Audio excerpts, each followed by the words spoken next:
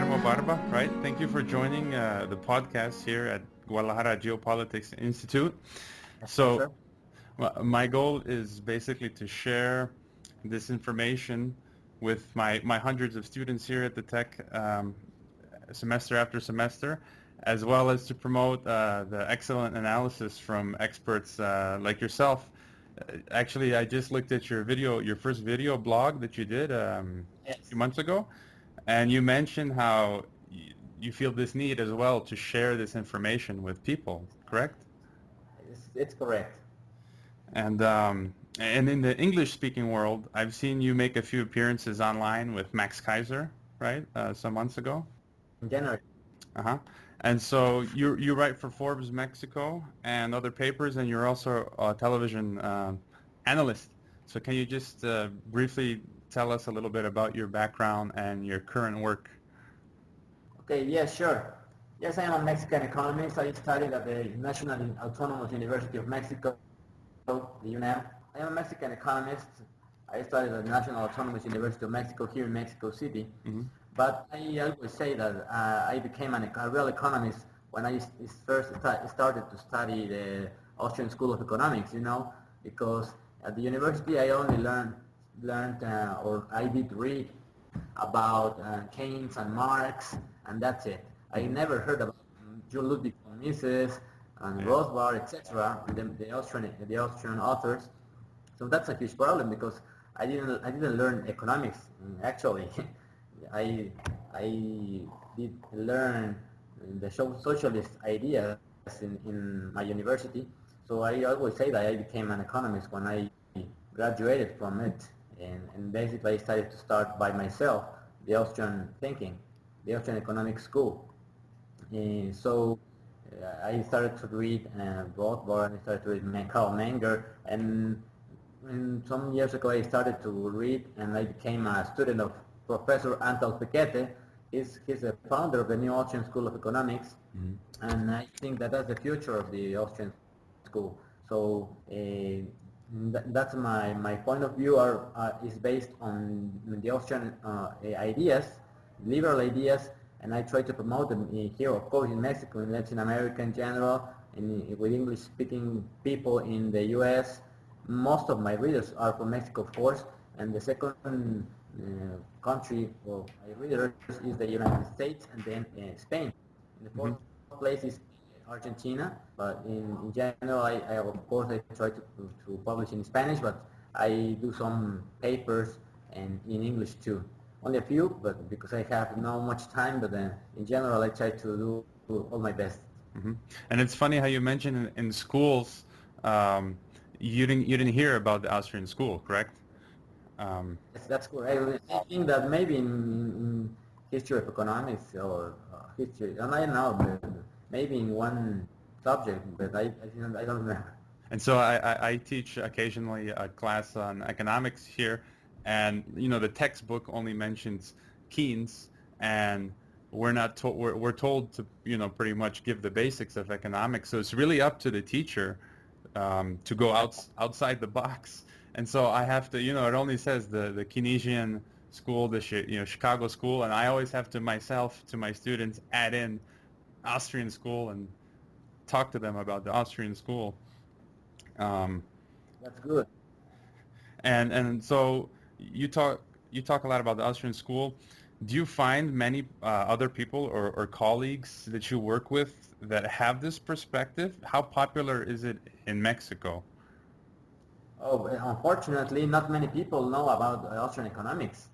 Even myself, I told you that I discovered the Austrian school only a few, all about when I graduated from the UNAM. So here in Mexico, there are only very few people that know the Austrian school, and then have learned a lot about the Austrian authors. There are only a very few people. I think that I know all of them, and all of them know me. There are only very few people, and among those people, only a very even less people write about the Austrian school for papers or for a blog, etc.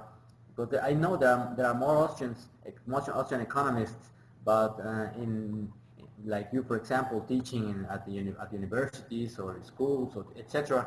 But they do not publish or post articles about the Austrian thinking.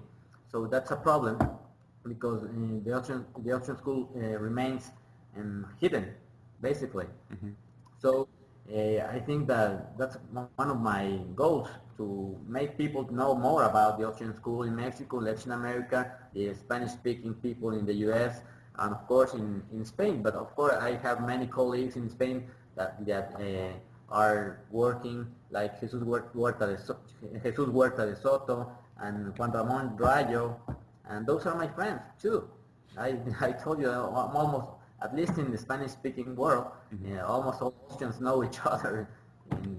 Unfortunately, because we are not too many, but that's our job to expand the knowledge of the Austrian school. Once Ludwig von Mises once said that it was the responsibility of us, the economists, to let people know the liberal thinking, the reality about economics, because of course he was a critic of socialism, and then other authors were also like Hayek, for example. He was a very hard critic of Keynesian economics, and we take the responsibility for teaching the Austrian school thinking to many people. And myself, in Mexico. And myself living in Mexico, sometimes I look for analysis here in Mexico, and the only analysis that I could find is yours and the commentary from Hugo Salinas Price, I think, as you know, right? And so I follow. Basically, about 1 month or two ago, I invited Arturo Dam to publish his articles on my blog. If you read my Inteligencia Financiera Global blog, my global financial intelligence blog in Spanish, and some articles in English too, it's publishing now some articles of some guests, like Arturo Dam. Arturo Dam is publishing too, from Monday to Friday, and he's a liberal guy. He's a very nice guy, and he's very smart. He's teaching his Austrian economics too here in Mexico City and several universities. And as I told you, there are not too many Austrian economists talking about it. And your blog is really starting to get interesting, because you have these guests on publishing as well. You started a video blog, and now you're doing interviews, which you translate them into English as well. And I was going to ask you, you recently talked to Jim Rogers and Mish Shedlock, who I've followed as well. And if you could tell us quickly, what is your view briefly on the current global economic political crisis? What would you say are one or two greatest threats right now? And for example, you talk to Jim Rogers and Mish, and a lot of them are saying they're making very strong forecasts for the future. There's a lot of people are saying October this year, the next 6 months. Jim Rogers says 1 or 2 years. From the top of your head, what's your analysis? Yes. Well, economists, serious economists, have a very hard job, because forecasts are always difficult, because if you forecast a specific date, it's highly likely that you will fail. I don't like to give some specific dates because of these failures, basically. So as I'm in my today's article, I state that we cannot know when things are going to happen, when the collapse is going to come, when the happening is going to happen, when the collapse is going to happen. We don't know that. We don't know that for sure. If we knew that, we could become one of the wealthiest men in the world in just a few minutes. Yeah. In a matter of hours, maybe. So so you never know. So the only thing that Mish, that Jim Rogers and other economic thinkers and myself, the only thing we can say is that things are going to become very, as we say in Spanish, very ugly, because this is going to be a complete mess, economical and financial mess, because um, the Fed, the Federal Reserve, keeps printing money, even if they are supposed to start to normalize the political and the economic policy, the monetary policy, I mean. And we only know that the basics, the fundamentals. The fundamentals are very weak, because this is not a real recovery. This is a dead cat bounce, because in order to make the cat bounce, and they printed, literally speaking, trillions of dollars. So when you print trillions of dollars, of course you get a recovery, but that's not a real recovery. Mm-hmm. So we will have a new crisis. Things will become worse, not better, because fundamentals have not improved. They are even worse than in 2007, 2008, and 2009. So the next crisis will be even worse. When is that going to happen? In 1 year, 2 years? We don't know for sure, of course, but we know that's going to happen. And I read today, I believe the velocity of money, for example, hit a historic low, which shows that people aren't buying and consuming, and there's so many indicators we see that are historic highs or historic lows, and it shows.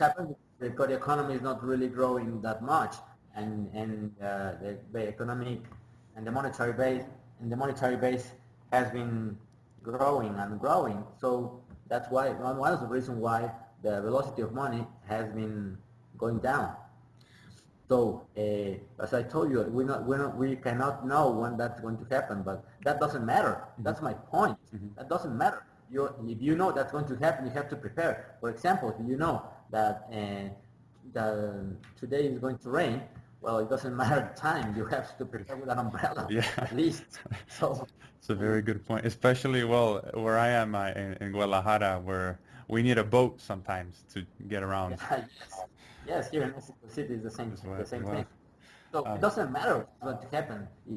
As I told you, you have to, if you already know that that's going to happen, well, just do a favor to yourself and prepare. Buy gold, silver, and Jim Rogers said this week that his largest position is in the U.S. dollar, not because he trusts the U.S. dollar, because it's a terribly flawed currency, but he at the moment he has his largest position is in dollars, because when the crisis hit, people will panic and will go to the assets they know as a safe haven. In this case, the U.S. dollar, the treasuries, etc. And if that happens, that's highly likely, and well, the dollar will strengthen, and that means that's not good news for other assets like gold and silver, because the price will want to collapse. Maybe we don't know for sure, but that can happen. And so if that happens, and I expect that to happen, and I will buy gold and silver like crazy. It'll be on sale. Yes, exactly. And you have to be prepared with cash, because if you have your money in a bank account, well, sorry, you are not earning interest, and the risk is really high. And to jump to Mexico real quick, I have a funny story. When I came to Mexico 5 years ago, my father, he gave me some of the old Mexican pesos, and I didn't know anything when I came to Mexico, and I actually tried to buy tacos once with them, and the taco guy laughed at me. So but when I came, I remember the peso was something like 11 pesos to the dollar, and now we're going on 16 almost pesos to the dollar. And so what's your view on how will Mexico be affected? Because they say when the U.S. catches a cold, how is it, when the U.S. sneezes and Mexico catches a cold? Exactly. So what are your thoughts? Yes, exactly the same thing right now. Remember, Agustin Carstens said some years ago, before the economic crisis hit, that Mexico was okay, that everything was okay, that Mexico was going to get only a catarrito, a little cold. And I don't know if you remember that. In the Mexico was going to catch a catarrito, meaning cold. Okay. Means, so Agustin Carstens said that, oh, don't worry, you don't have to worry because the crisis is in the United States, not in Mexico. Mexico's fundamentals are very strong, so don't worry. Everything is going to be okay with the peso, with the economy. Nothing is going to happen. Mexico is not going to fall in a recession. Don't worry. And then the crisis hit, and Mexico on the peso and the dollar skyrocketed. So, and that's going to happen again. Well, it's quite likely that will happen again. And I don't know if the peso will, if the price of the U.S. dollar will go to 20 pesos, but I don't know. Who knows? 17, 18 pesos, we don't know. But my point again is that we have to prepare because Mexican fundamentals are not strong. They're very weak, actually. Of course, you don't, please make yourself a favor and don't believe Agustin Carstens, don't believe Luis Videgaray, don't believe in President Peña Nieto, because they say the economy is strong, the economy is going to grow thanks to the structural reforms, and that's not going to happen. Yes, some of the structural reforms were good, like the energy reform, but some others were a complete mess, like the fiscal reform, because they raised taxes, and that was a huge mistake. They have said that they want not to lower taxes, and that's a bad news for Mexico. The economy is not growing; it's almost stalled, basically. So what's going to happen? Well, Mexico is not prepared at all. If the crisis hit, the dollar is going to skyrocket in terms of Mexican pesos. That's that's what I think. How high can the dollar go? I don't know, but that doesn't matter. Again, you have to be prepared, because if that happens, your Mexican pesos are going to devalue. Basically, you're going to lose purchasing power. So be prepared. And then going back to gold and silver, precious metals, for example, I teach my students. We have these are pretty cool. The Mexican Libertad, the onza, and I teach. For example, this is very interesting. I have a silver certificate, a 1953 dollar, and I teach students. I mean, again, like you mentioned, they don't teach this in schools, but here it says at the bottom $5 in silver payable to the bearer on demand, right? So Exactly. this was the real money, and this was just the paper receipt. And now they just taught us that this is just money when, no, this is the good stuff. And do you know anything about Hugo Salinas' price? Apparently, he's been trying to monetize or allow silver to be used as money as well in Mexico, but pretty much, I think in his last interview, he said that the Fed is preventing that from happening in Mexico. So, Yes. Do you have any news about that? Well, yes. The Bank of Mexico is basically a branch of the Federal Reserve. So they are not. The Bank of Mexico is not going to do anything that can make the Fed become angry at Mexico. So they don't want to disturb the Federal Reserve. So they say, oh, we are okay with the dollar. Don't worry. We don't want the silver coin to get monetized in Mexico because we are okay with the dollar. Almost most of our international or foreign reserves are in dollars. So we love America. We love the U.S. dollar, and they are okay. They don't want to disturb the Americans, the American government, the Federal Reserve. They okay.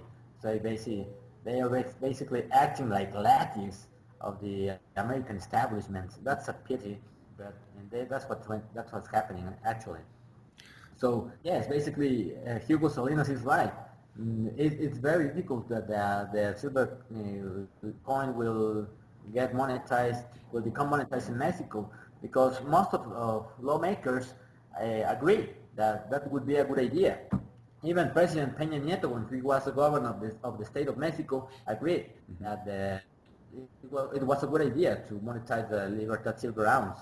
But now that he's now president of the republic, I don't know if he thinks the same thing, but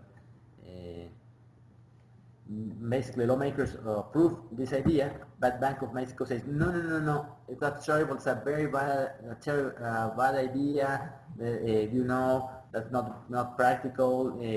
People could make fake coins and counterfeit the coins, and they invent a lot of things, and then they are basically they are lying. The only reason why they oppose this proposal is because they are like of the American establishment. Mm-hmm. Yeah, exactly. And just a few more questions. You mentioned how people should protect themselves, and analysts like Mark Faber and Jim Rickards, I like what they mentioned, that people should have like 20 or 25% each of their savings in precious metals. You mentioned cash, maybe 20% in stocks, and then another in real estate. Does that make sense for you? What would you suggest for an average person to do? So yes, of course, that makes a lot of sense. Listen to them. Do not listen to the officials. Do not listen to them.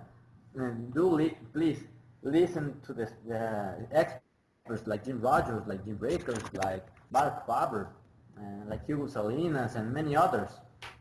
And economists of the Austrian School, listen to them, to Anton Piketty and a lot of them, because they are telling you the truth. Trust in them, or even don't trust them. Study by yourself. No, financial education is the more important thing to know in the current world. You have to learn about economics. You have to learn about finance. You have to learn about investments and how to protect yourself from crisis, from financial crisis, from economic crisis. So you have to protect, of course. You need to have in your portfolio a lot of gold, silver. The percentage depends on. It's up to you, and depends on you, because you decide how much is it's okay for you. 20%, 10%, it all depends. But of course, you need to have gold, silver, a lot of cash, and in several currencies, in strong currencies. And currently, I'm short the Mexican peso, and I would rather hold at the moment, for example, than the US dollar. Basically. And maybe there may be some opportunities in the stock market, in Mexican stock market. Probably, but you have to do your work. I will not tell you what stock you should take and what stock you should buy. No, that's your own responsibility. Make mistakes, and you will learn a lot. Yeah, of course, you have to have real estate to choose a good idea. Maybe some art, I don't know. That's up to you. But you have to diversify, not to diversify, but in strong assets, in real assets, hard assets, not financial assets, because you run a lot of risk. Okay, and well, finally, you've mentioned this throughout the talk, but me being a teacher, I like to push the young people, the students, to motivate them to think critically, such as these issues that we've been talking about. And I think we need the next generation to be more serious and truly understand the current events, because, like you mentioned, we're going to be seeing difficult times. I mean, we already are. And, I see a few good men and women, in the students and in the youth, but it seems a lot of them care more about entertainment and trivial things. And so, and so I think we really need to push to get them to become, we can have fun, but we have to be serious at the same time, and to study these things. And so what words of wisdom would you give to the younger people, the high school, university students, people who will graduate and go choose their careers, or maybe they're changing careers? What advice would you give to the younger people?